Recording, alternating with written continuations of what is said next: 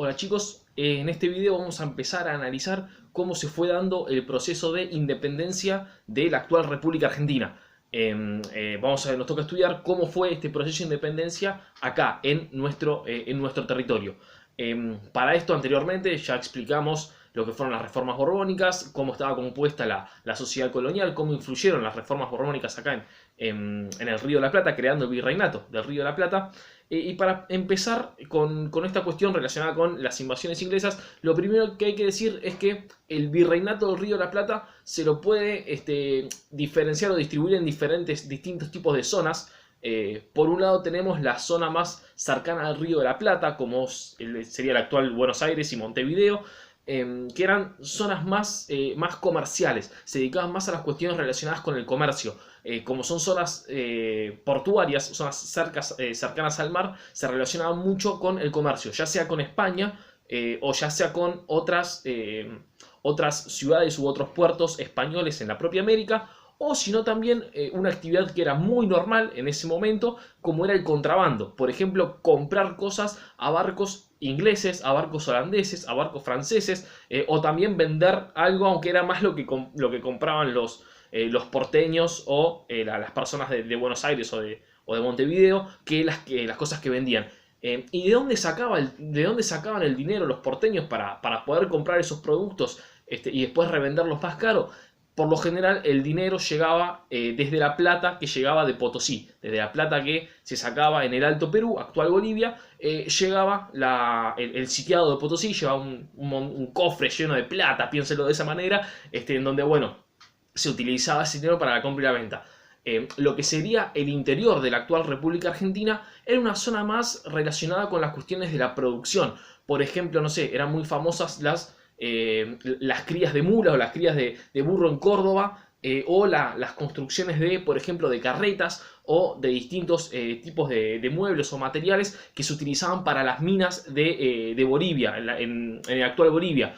Entonces la economía del interior de la actual Argentina estaba más orientada hacia la actual Bolivia y no tanto hacia la salida del mar por Buenos Aires. Diferente la economía de la actual provincia de Buenos Aires, que sí estaba más, o la actual Entre Ríos, la actual Corrientes, que sí estaba más orientada hacia una salida al mar. Pero bueno, todo esto para explicar qué cosa, para explicar lo siguiente, que cuando llega el siglo XIX, comienza con el proceso de Revolución Francesa, todo lo que ya estudiamos en Europa. Recuerdan que vimos una famosa batalla naval que yo le dije que era muy importante, que era la batalla de Trafalgar. ¿Por qué había sido muy importante? No solamente porque Napoleón perdió su posibilidad de combatir contra los ingleses en el mar, sino que los ingleses, después de Trafalgar, después de 1805, al año siguiente, en 1806, yo les había dicho que se habían largado a la aventura hacia dos lados del mundo, que quedan exactamente en el mismo paralelo. Uno en África y en otro en América, como lo es Sudáfrica y como lo es la actual Argentina. Los ingleses en 1806 salieron en la búsqueda, en la conquista de mayor cantidad de colonias, de mayor cantidad de territorios, de mayor cantidad de riquezas y de mayor cantidad de posesiones. Sí lo lograron en el caso de Sudáfrica, en un proceso bastante complicado, muy complejo, que lo vamos a analizar el año que viene, en quinto año lo vamos a analizar, y en el mismo año, en 1806, llegan una serie de barquitos acá a lo que sería actualmente la República Argentina, lo que en ese momento era el virreinato del Río de la Plata. Y desembarca Beresford con aproximadamente 1500 soldados. No era una gran expedición, no era muchísima cantidad de soldados, era una fuerza expedicionaria, pero como el Imperio Español estaba completamente debilitado, como estaba muy débil, los ingleses pensaron que con esa cantidad de soldados iban a poder conquistar fácilmente algún territorio o alguna zona. Y de hecho lo hicieron, porque cuando desembarcaron en Quilmes, fueron caminando, lo que sería actualmente Quilmes, fueron caminando tranquilos, sin que nadie se lo pongan, y llegaron a lo que hoy en día sería la Plaza de Mayo. Fueron hasta más al norte todavía, y controlaron Buenos Aires. El que era el virrey en ese momento, el virrey Sobremonte, no quiero confundir con los nombres, el virrey Sobremonte, como no tenía ningún ejército cerca y no estaba preparado absolutamente para nada, o el ejército que tenía era recontra reducido, de una guardia muy mínima, lo que hizo fue agarró todas las riquezas que había en Buenos Aires, todo el oro que había, se lo puso arriba de un carro y se fue a Córdoba con todo el oro y todas las riquezas que habían en ese momento. ¿Qué fue lo que pasó? Los ingleses en 1806 estuvieron gobernando durante, creo que eran 46 días, 45, 46 días, gobernando en Buenos Aires. La ciudad de Buenos Aires por 45 días perteneció a Gran Bretaña. De hecho, izaron la bandera, la llamada Union Jack, la bandera británica estuvo ondeando 45 días en la ciudad de Buenos Aires. ¿Qué fue lo que pasó? Cuando llegaron los ingleses, se enteraron, obviamente los españoles,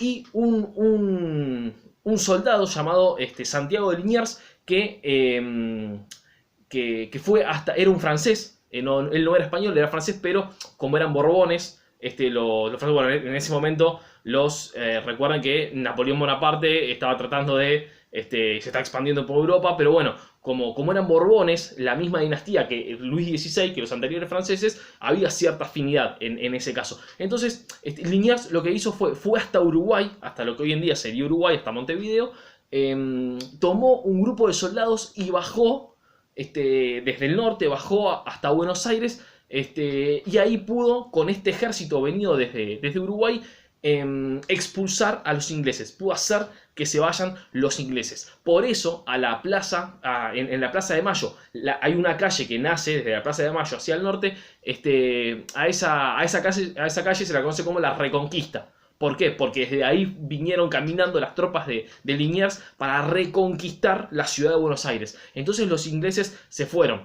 De esta primera invasión inglesa, que fue en 1806, fíjense, ya estoy anticipando que fue la primera. Entonces tuvo que haber venido mínimo una segunda. Después de esta primera invasión inglesa, en Buenos Aires se dieron tres grandes consecuencias. La primera fue una consecuencia económica que duró poco tiempo. ¿Por qué?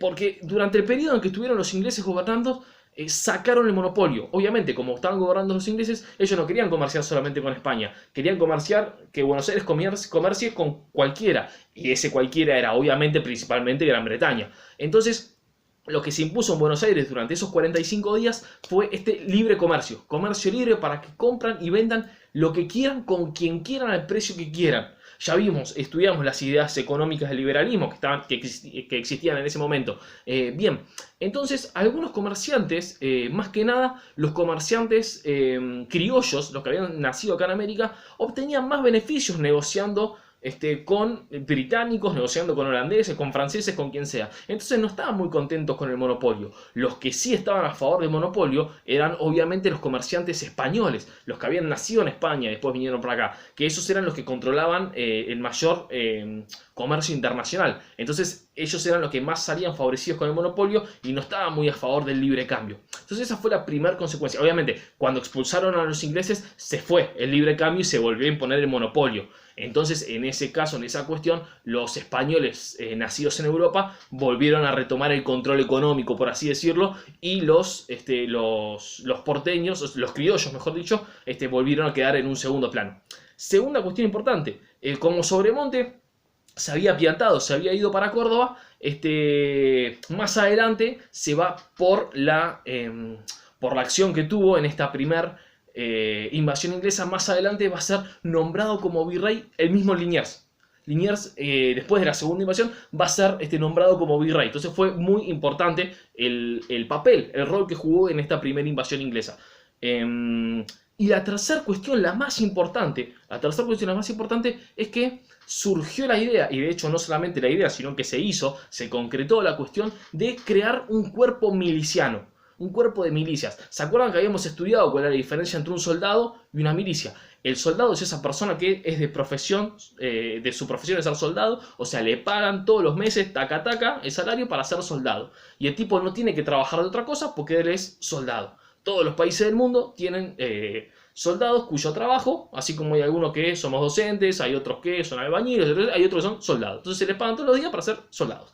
Ese sería justamente un soldado. Por algo es profesional, porque hace una profesión y su profesión es ser soldado. Si al soldado le dicen, tenemos que ir a conquistar tal lado, o te necesito que te vayas para defender tal lado, a él no le importa si es para atacar o para defender. El soldado tiene que seguir las órdenes porque ese es su laburo. Ahora, lo que se crea en la primera invasión inglesa, los que vinieron fueron justamente soldados españoles. Eran soldados españoles que estaban en Montevideo, le dieron la orden, flaco, vayan todos a Buenos Aires a reconquistar esa ciudad, y tuvieron que seguir las órdenes. No preguntaron si estaba bien, si estaba mal, si le gustaba, si no le gustaba. Era su trabajo. Bien, vamos al otro. Lo que se forma en Buenos Aires después de la primera invasión no es un grupo de soldados, sino un grupo de milicianos, un grupo de milicias. ¿Qué es una milicia? Una milicia es un grupo de hombres armados que no trabajan de ser soldados. No es que solamente son soldados, sino que cada uno tiene su propio laburo. Yo hablé de profesores, albañiles, cada uno puede tener un kiosquito, lo que sea. Vos pueden tener su propia profesión, pero una vez a la semana o 2 veces a la semana el gobierno los llama, los reúne a todos, por lo menos 1 horita, y van a practicar, hacen algunas prácticas sobre tácticas militares, les enseñan a cómo usar un arma, para que solamente sepan cómo hacerlo. No es que le dan un arma para que la tenga en su casa, no, no, para nada. Los entrenan, tienen una especie de entrenamiento. ¿Y para qué es este entrenamiento? Para que si en algún momento alguna potencia extranjera llega a querer invadir tu territorio, quiere invadir tu tierra, para ya sea sacarte, para combatir contra vos, para que vos puedas defender a tu familia. O sea, se hace para que puedas defenderte a vos, para defender a tu familia, para defender a tu tierra, para defender a tus posesiones, para defender al territorio que te dio la vida, ¿se entiende? O sea, para poder defender esas cuestiones. Si en algún momento llega a invadir a alguien, el Estado hace sonar alguna alarma, hace sonar alguna campana, algo, entonces todo el mundo sabe a dónde tiene que ir, el encargado le da un arma a cada uno, y las personas esas saben cómo ir para defender su territorio. La diferencia entre el miliciano y el soldado es que obviamente el miliciano no es como un soldado, porque no trabaja de eso, y el miliciano solamente actúa para defenderse. Solamente actúa para defender su territorio. Un miliciano, vos no podés ir y mandarlo, andá y conquistame Uruguay, ¿se entiende? O andá y conquistame la isla de Santa Elena, qué sé yo, que no hay nadie ahí, entonces aprovechamos que no hay nadie, andá y conquistala. No, un miliciano solamente es para defenderse. Si alguien lo viene a agredir desde afuera, ahí el miliciano está para defenderse. Y esto fue lo que pasó en la segunda invasión inglesa.